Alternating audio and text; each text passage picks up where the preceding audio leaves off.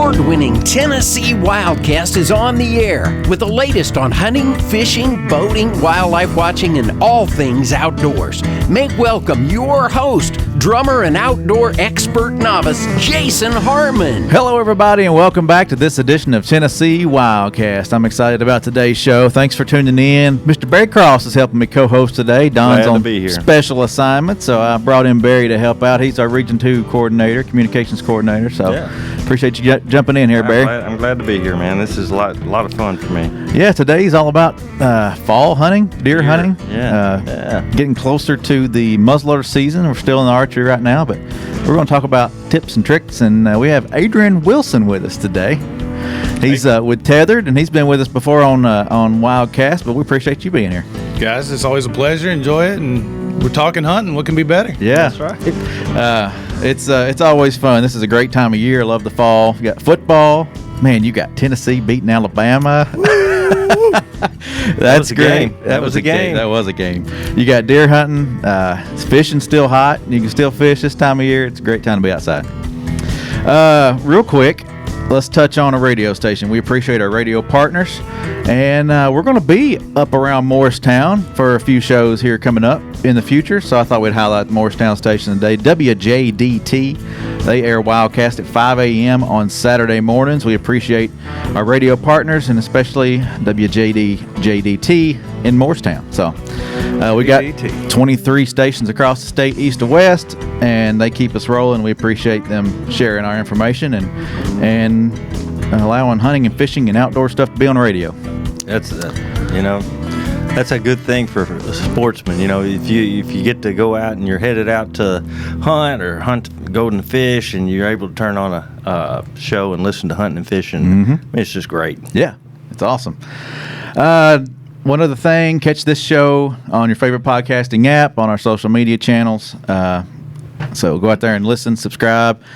Also, the e-store. The hat I'm wearing today is in the e-store. We got new Wildcast hats available, so you can pick those up if you're a fan of the show. Shop.gooutdoorstennessee.com to get a hat. And the next thing on the list, Barry. Yeah. Events. You just had a Hunting 101 event here recently. Hunting 101 event. This event was designed to reach out to people that want to learn about hunting and fishing. It might be that they've never done it. It might be that they're interested and they've kind of been in it. And we even had one person that came that probably knew quite a bit about hunting, but he just wanted to see more. And so it was a little bit about woodsmanship. We had tree stand safety, we had shooting safety, technique, we did some blood trailing. So it gave them a good idea of, where to start when I walk into the woods. The hope is that it just flattens that curve, that learning curve, so that when you step on a piece of property, you kind of have in your mind what I'm going to be looking for. So it was pretty good. We're hoping that we're going to have more of these, and that more people can come out and be a part of it. I can't say enough about our officers in Murray County and Lawrence County, and of course Don Crawford over here. So Bethany Watson, Ethan Brown, Tanner Romsdale, man, y'all made that happen, and I appreciate it. Awesome. I was going to ask who helped out. You hit the list there. That's good. And but that class, it I think it has room to grow, and it was the first one that we had held, so we got to see what worked and what didn't work, and what we might scale back and what we might increase next time. So and maybe find some avenues to spread it across the state. I know there was some people asking questions on social media. When can we? Is there going to be one in Montgomery County or different counties across the state? I heard that from there in Wayne County, and so I hope to expand this next year and get this, more weekends, and maybe even change the time a little bit, give people a little more time in the morning to get there versus having it start at 8 o'clock in the morning. So maybe a noon to 5 class would be better. So I look forward to doing more of those. But outside of that, we got a lot of stuff going on in Middle Tennessee right now. We got quota hunts are coming up. We're about to have a senior fishing events, fishing's not over. You were out catching some fish in the rain the other day. I saw. Yeah, I mean, if you have an opportunity to get out on any body of water right now, you can catch fish. And I'm not a big, trophy fisherman by any stretch of the imagination. Of course, I'll take a trophy if I were to catch one, but I just like fishing and catching. And so right now is a great time to be out. And of course, we got, the youth hunt is coming up on 28th or 29th, 30th of October. We've got this weekend. Giles County, Coffee County, Lincoln County all have hunts. So, I mean, there's opportunity for people to get out there, and especially for the youth, to get out there and have a good time. So awesome. And I'm excited about having Adrian here so we can talk about hunting, because this is a great time to be in the woods too. I mean, it's just a great time to be in Tennessee. Yeah. Go Vols. Man, Barry's excited this morning. Adrian, thank you for being with us. You're with Tethrd. You are a sales coordinator, social media stuff. I see you out there on our YouTube page doing some stuff. Tell us what you've been up to here lately. Man, so Tethrd moved to Columbia, Tennessee here. Oh, that's right, Tennessee company now, right here in Tennessee. About 4 months ago. So from me working from the house, now I'm down at the shop daily, and a little bit more is required. And but it's rolling. It's going well.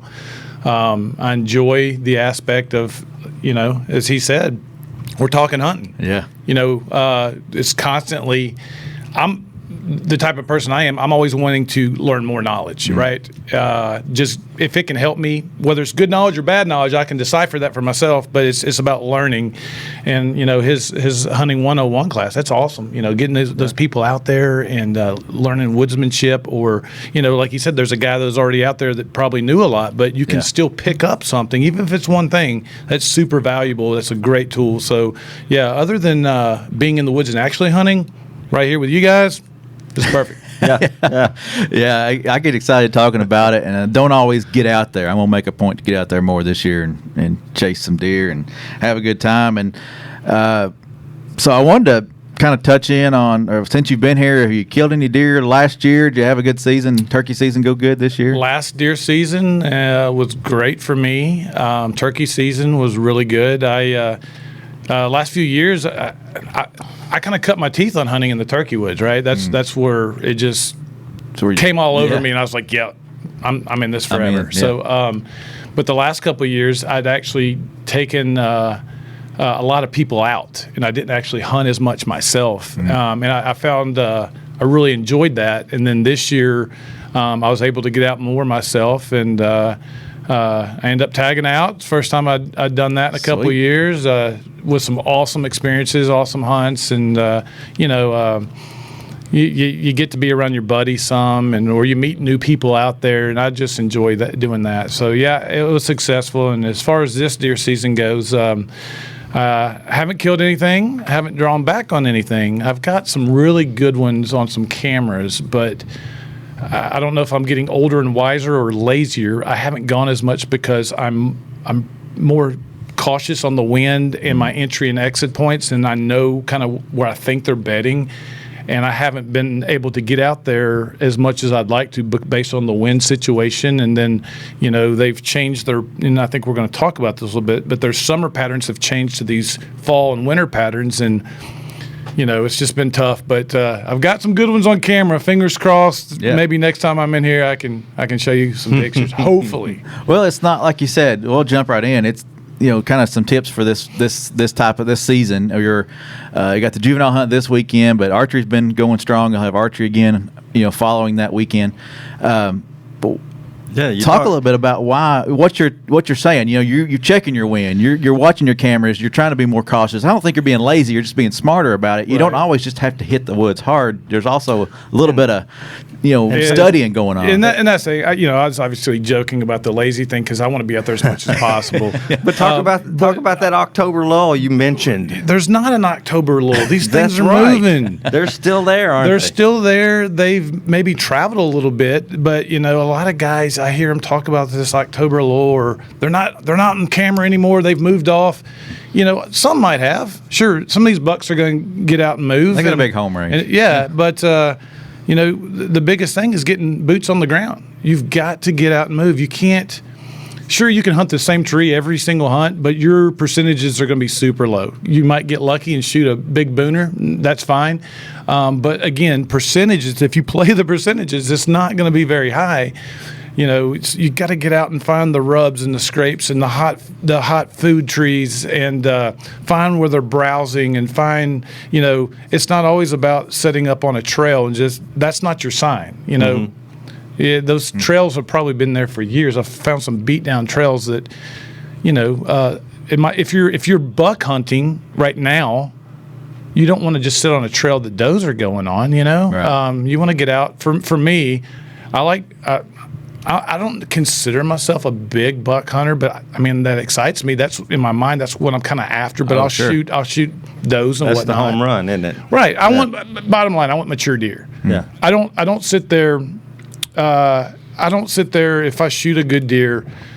I don't ever score my deer. I just don't care about that. For me, it's more about my passion for being out there in nature and getting the adrenaline rush and putting that plan together that works out. And if that deer makes my heart do this, I'm going to shoot it. Within legal means, right? You're connecting with nature, and right. It's a different feeling. It's not about the score. So if I'm buck hunting, I'm looking for buck sign, and you might have a few hunts where you don't see anything, but if that buck sign is there, that's what I'm after. For me, it's not about just seeing deer. Obviously, that makes you feel good. Oh, there's a doe, or there's this or that. But I think you got to. Well, I feel like you have to move around. You have to find the sign, and you got to be mobile. Mm-hmm. Well, that's what I always tell people. It's kind of like a puzzle.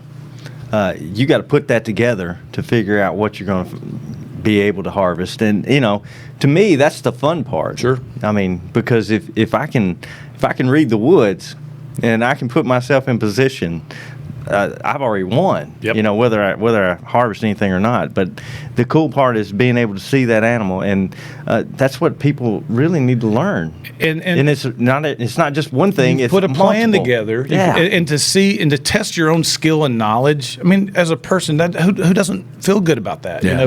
That okay, I've dissected this. I've looked at the map. I've looked at my sign. I've checked out the wind, and I've put this work into it. It's not like I enjoy doing that work. It's not really work to me. It's something that I enjoy doing. And then, like you said, whether you shoot the animal or not, or harvest the animal, having that encounter with it, and like, man, what I did worked. And so it's always about testing your skills and knowledge, and that's awesome. And to me, I mean, you mentioned you taking people hunting. I got kids. I put my daughters in a position to where that deer showed up. Right. Whether they shot it or not. It was there, and I'm like, there it is, Oh, yeah. And it made my day, Yeah. and of course they thought I was the king because I just said, yeah, this deer is going to show up, and he did. But I mean, being able to take all that knowledge, put it together, is part of what we want people to understand. Yep. And what would you say your top 5 tips for if you're going into the woods? What are the top 5 things that you need to focus on? So a lot of the land I'm hunting, because I do travel a little bit with Tethrd or whatnot, I'm hunting new properties. Mm-hmm. I've never been on new WMAs. So the first thing I want, public land, right? Yeah. I'm like 90-something% public land. Not opposed to private. I'd take some private if anybody wants to throw some out there. My phone number is. But yeah, so first thing I'm doing, I'm looking at we'll say it's a WMA. Mm-hmm. I'm pulling up one of my maps. I'm looking for certain fingers and points and saddles and maybe hard lines from one transition to another. And those are things that have been good to me, so that's what I tend to look for. So I'll mark those on my map, and then if let's say I have 3 or 4 days to go out and hunt, the first day I'm going to spend scouting. Like I'll call it speed scouting, and I'm just trying to move through there and check out these points. I'll do that, and I'm just constantly looking for sign. Mm-hmm. I'm marking if I find a scrape or maybe a rub, whether it's old or new. I'm going to mark it, because if I come back here, I'm like, okay, during this rut area, this is an old sign that maybe has something in here, right? Mm. Or a lot of those places, a new buck will move in. I mean, usually they tend to gravitate towards some of the same places. So I'm just marking everything and taking notes and having a little data. And then so that first day, I go back and look. I'll also do this. I don't know, especially public land. I'll mark where other hunters are. That way I kind of use that maybe to my advantage or see where they're parked and then go. Good and bad, right? Yes, yes. Because they're there for a reason usually. Right. I mean, and you know, we were talking about this earlier a little bit. I generally, if I'm hunting public land, if other hunters are in there, I'll know where they're parked, and generally they take the same path, right? Yeah. So I'll go. There's the gate. Creatures of habit. Yeah. I'll go and park off the side of the road where I can, and maybe go up, kind of think where they might be going. And hopefully, when they're going in, they might push deer to me, right? Or based on what their wind situation is. So you asked for 5. I don't know if I've given you 5. Well, I'm just mentioned yapping. wind. You just mentioned wind. I mean, that's a big factor. How big is that for you? I mean, walking in, set up, everything. I think. Well, and let me add to that. I think the entry and exit routes are huge for me. Like I got some good deer right now that I'm looking at on camera that I don't feel comfortable going in based on what I'm seeing on some of these cameras where they're at and where their bedding is and the wind direction. So I'm staying out of there, and it's hard because I want I want a piece of them, right? Yeah. I want that encounter, and I haven't had a face-to-face with these deer at all. So I haven't hunted as much this year because I've been more selective, and I've not been that guy that has one buck and I'll hunt him every day. Right. I've never been that guy, but I've got a few right now. I've never had this. This is new to me. So I'm trying to, in my head, I'm playing it smart. I'm like, okay, I know I can't go in there in the mornings for sure. But I can go in there midday and kind of creep in. And I've had some of those sits, and I've had some really good encounters with a lot of deer, but just not the deer I'm after. So yeah, I'm not a big scent control guy. I'll wash my clothes in a scent-free detergent and things like that. Yes, but I'm playing the wind. I'm trying to take. If I have to take the long walk around to get to where I need to be because that puts me in a better situation with my wind, I'm going to do that. Yep. That's important because these deer, if they smell you, the mature deer, in my experience, are not going to come around. That's right. They're not going to. So I have to take what I know and my knowledge because at the end of the day, I don't want to waste my time. I wanted to go in there because I'm looking to kill that animal. You want to give yourself the best chance. There you go. Yeah. So what about somebody hunting a smaller piece of property? Say they got 10, 15 acres, and there's only really a couple of ways in. Do you tell that guy or gal just to go for it, get in there, whether the wind's bad or not? What do you do? You only got so much property, so much area to hunt. I've been there. That's tough. That's kind of one of the properties I'm on now. I'm talking about a private land, and it's limited on. If I could cross property lines, I'd be pretty good, but I can't. Right. And so that's another reason I've stayed out of there. Yeah. Okay. So if keep playing the wind. If it's for me, if it's like what I would consider a really large deer, I'm staying out of there. If you're just going in there to get some meat and shoot some does, I think you can take some more chances. You go and then hope for that big guy to come through. Yeah, I think you can do that, but I would advise against it most of the time. Most of the time. It's a situational thing. It's tough for some of those weekend hunters that only have a few hours. Sure. Find the wind that's going to work, or the stand location that's going to work best. Sometimes you got to go with what's going to work best. And I'm of the mindset. Little wind is more dangerous than a lot of wind sometimes because I feel like a lot of wind kind of blows my scent out of there pretty quick. Sure. Whereas if it's just a light variable wind, it's just like that scent just drops to the ground, and you're like, oh my god. And that's one of the things I really pay attention to is my thermals, especially in the evening. I've set up where a wind might be coming out of the south, but my thermals are going somewhere else. So that's something I've really gotten better at in the last few years because I've had situations where my wind has been perfect, and then these deer start blowing at me. I'm like, what in the world? And then I've taken some milkweed, and I'm like, thermals. Yeah, right there to them. Yeah. Yeah. So And you bring up a good point. I mean, that wind was when I first understood what I was doing wrong. I mean, when people started talking to me about wind, I was like, what? You know, I spray down, I wash my clothes, and I still do that. I'm kind of like that ball player that's superstitious, you know, wear the same socks every game. But I wash my clothes, I do all that, but I do believe you can't totally beat a deer's nose. No. I mean, their nose is like 2,000 times better than ours. They can smell all kinds of stuff. And so I feel like playing that wind and understanding what that wind's doing for you, it's really when you're going to start seeing deer and being able to watch multiple deer. You know, before when I was hunting, by the time I saw one, he was going to smell me. And I either shoot him or I don't. Now I can watch a deer walk through the woods and I get to see how they act. You know? And you know, there's always going to be the debates on you know the hunt the wind versus the scent control. I know. I think if you combine both of them, I think you do up your odds. An old guy told me this. You know, if you have scent control, it kind of reduces your scent cone. It's still going to be there, but. And I don't know. I mean, I know that I've seen studies with dogs and all this stuff, but I think you got to do what makes you feel good mentally, right?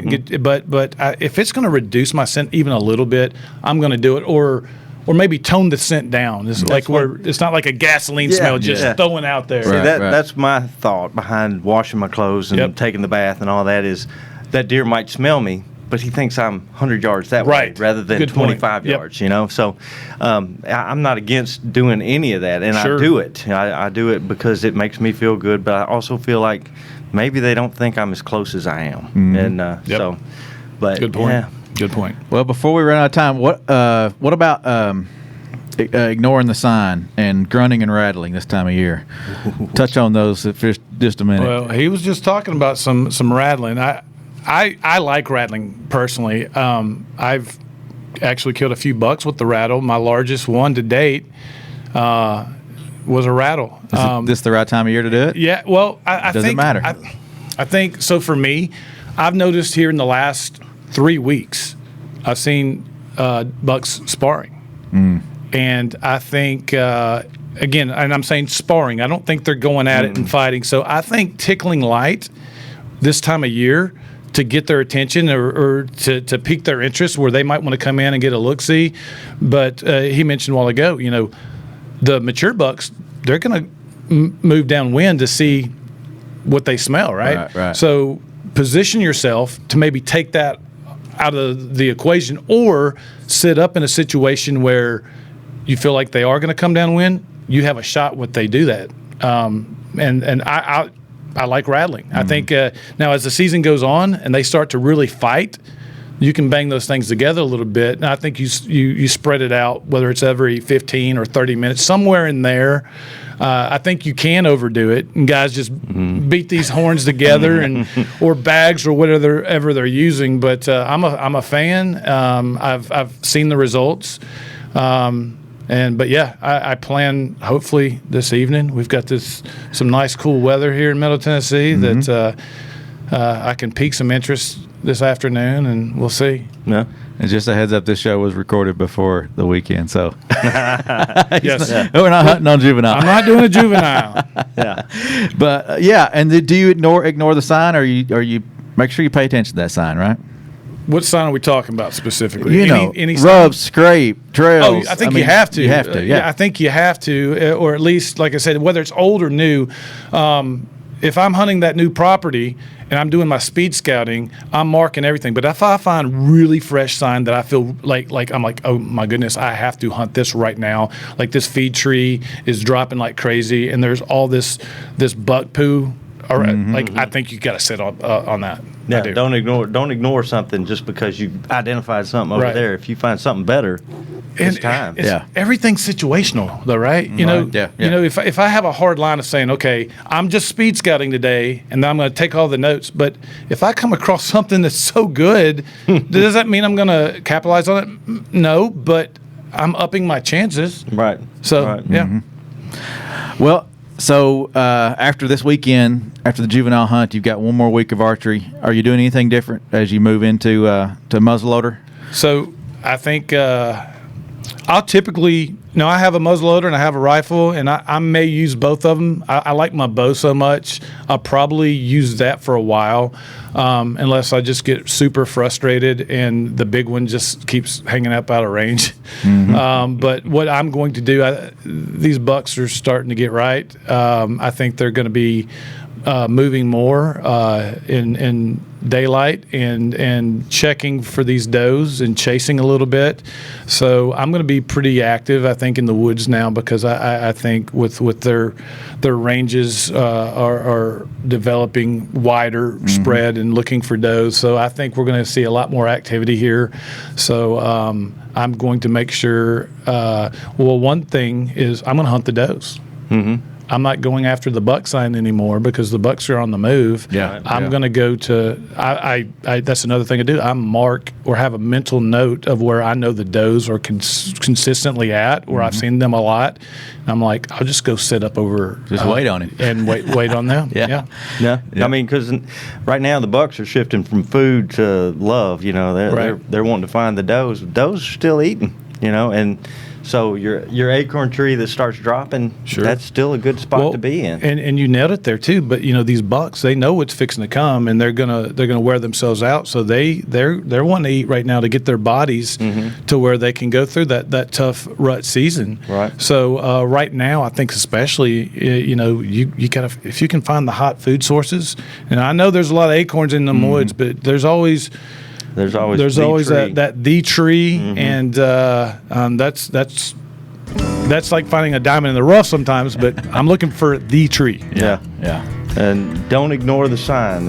Don't ignore that sign. Yeah. So, well, I had it to throw up on the screen. Todd, we got just a few seconds here. I'll throw it up. If you're watching, the deer season is here. Young Sportsman this weekend, 29th through the 30th. And then you got one more week of archery before muzzleloader. If you're in Unit CWD, you get to start hunting with a gun or muzzleloader a little early. So October 31st is when that kicks off. Check your guide, tnwildlife.org. Visit the website to find this information. Always make sure you got the right licenses. GoOutdoorsTennessee.com to get that. Adrian, appreciate you being here. Oh man, I enjoyed it. We should do this every day. Well, let's set it up and do it again. We may even come down to your facility and shoot something out there at your new shop. Y'all come down to Tethrd, and that'd be awesome. How do you find Tethrd on social or? TethrdNation.com is our website. We have Instagram and Facebook. So come and check us out. We've got the Tagged Out tour going on now too with some young guys. That's pretty. You can find them. We can find Tagged Out on YouTube and the Tethrd Nation on YouTube. So awesome.